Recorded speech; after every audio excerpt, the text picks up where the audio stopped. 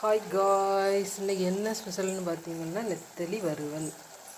அதுக்கு தேவையான ஐட்டங்கள் என்னென்னு பார்த்தீங்கன்னா, ஃபஸ்ட்டு தாளிப்புக்கு பெருஞ்சீரகம், பட்டை, லவங்கம், கிராம்பு எல்லாம் போட்டு தாளிச்சிட்டு, அப்புறம் சின்ன உள்ளி இருந்ததுன்னா சின்ன உள்ளி, இல்லைன்னா பெரிய உள்ளி, அப்புறம் பச்சை மிளகு, கொஞ்சம் காஞ்ச மிளகு 2 போட்டு எல்லாம் நல்லா வதக்கிட்டு, அப்புறம் தக்காளி ஆட் பண்ணிவிட்டு, இஞ்சி பூண்டு பேஸ்ட்டை ஆட் பண்ணிவிட்டு, அப்புறம் நல்லா மூடி போட்டு நெத்திலியை தட்டி வேக வைக்கணும் காய்ஸ்.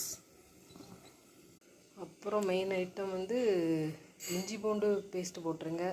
அப்புறம் சிக்கன் பொடி தேவையான அளவு ஆட் பண்ணி நல்லா வேக விட்டுட்டா போதும். செம்ம டேஸ்ட்டாக இருக்கும் காய்ஸ். நெத்தலி மீன் சாப்பிடாதவங்கன்னா சாப்பிடுவாங்க இப்படி பண்ணிங்கன்னா. இன்னொன்று என்னென்னா, முட்டை உங்களுக்கு வேணுன்னா 2 முட்டை அடித்து ஊற்றிடுங்க, இன்னும் அல்டிமேட்டாக இருக்கும். நான் முட்டை ஆட் பண்ணலை. இப்படி தான் பண்ண போகிறேன் காய்ஸ்.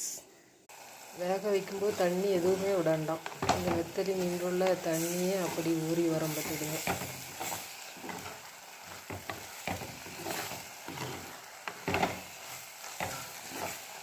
ரொம்ப கிண்டிகிட்டே இருந்தீங்கன்னா நெத்தலி நல்லா பொடிஞ்சிடும்.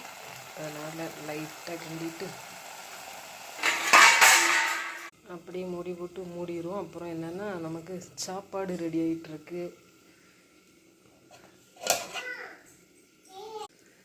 நமக்கு ஃபேவரட்டான ரைஸா அரிசி தான் பார்த்துடுங்க. அதுலேயே நீல அரிசி சாப்பிட்றதுக்கு டேஸ்ட்டாக இருக்கும். இன்னொன்று என்னென்னா, சீக்கிரம் வேலை முடிஞ்சிடும். வெந்தாச்சு காய்ஸ், வடிச்சிருவோம். அப்பப்போ கிண்டி விடணும் காய்ஸ், இல்லைன்னா அடி பிடிச்சிட மாட்டேங்குங்க. அப்படியே சிம்மில் போட்டு 5 நிமிஷம் வேக வச்சுருங்க. அவ்வளோதான் காய்ஸ், ரெடி ஆயாச்சு பார்த்துடுங்க.